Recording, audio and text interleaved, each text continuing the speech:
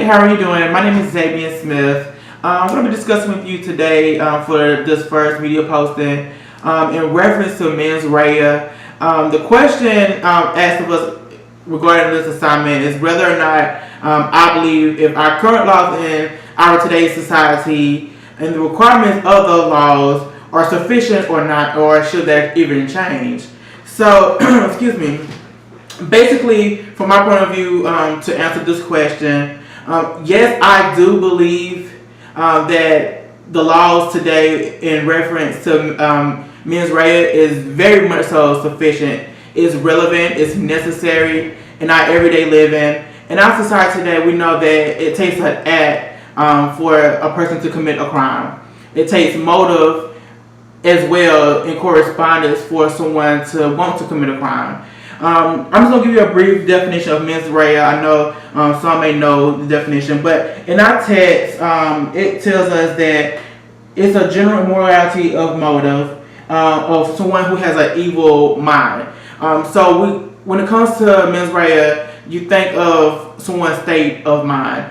It also can be viewed, and excuse me as I kind of do a little mobility with my paperwork and documentations. Guilty knowledge and willfulness is what we've been talking about in the class as well.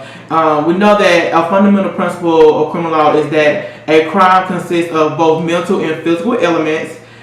Mens rea is basically an awareness of a fact that his or her conduct is criminal. They can have intent to do a certain crime, whether it be a specific intent. It is also the element that corresponds with actus reus as well, which is basically the act itself is the physical element.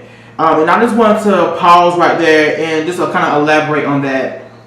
We know that basically it takes someone to physically harm someone, whether it's someone murdering somebody, someone shoplifting, whether someone is robbing a bank. And I'm going to provide to you a court case that I've researched. It's basically Dean versus United States. In this case, it's very informational. And Professor, I will send you this by email as well. But I'm just going to read this case briefly just so you can get a little bit of a small brief information about this case. And it basically states as this. Petitioner Christopher Michael Dean was convicted for a bank robbery in which he fired a weapon, which was a pistol. In addition to his sentence for this bank robbery, Dean was sentenced under 18 U.S. 924A, which exposes a 10-year mandatory minimum sentence for the discharge of a firearm during a violent crime.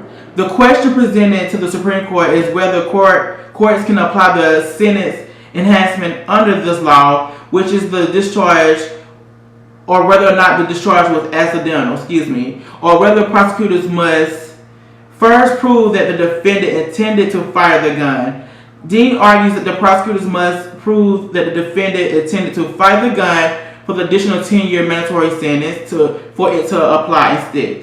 The United States, on the other hand, contends the sentence enhancement statutes are not standalone criminal offenses alone. Therefore, the courts can apply these statutes without proof of intent, whether it's specific intent or not, or general intent. The outcome of this case could affect how much convicted individuals will receive enhanced sentences based on whether the Supreme Court decides that prosecutors must prove intent for sentence enhancement factors, or whether the court views sentence enhancement statutes as merely tailoring sentences to the specific facts of the underlying offenses.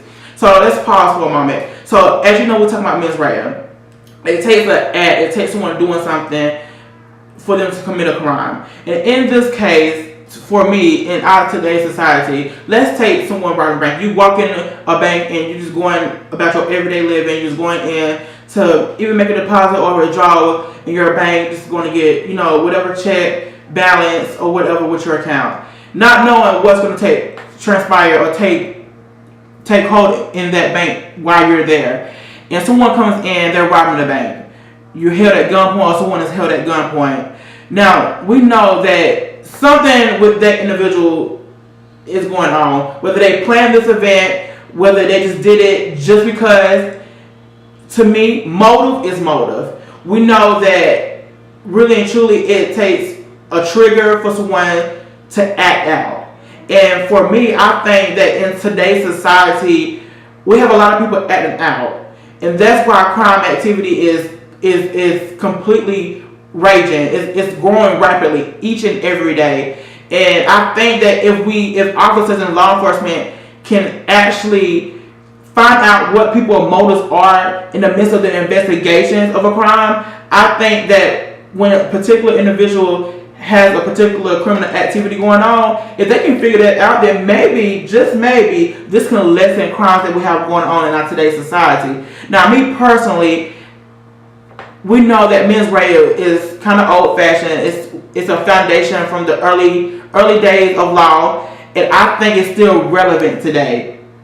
I think personally that this shows in this case, and if you read along for yourself, you will know that personally it takes us having mens rea to show the necessariness of why the justice system is the way that it is, and why it should be imperative and be enforced at the rate it is. And this is my viewing of this, and that's all that I have to say regarding this. And thank you for listening.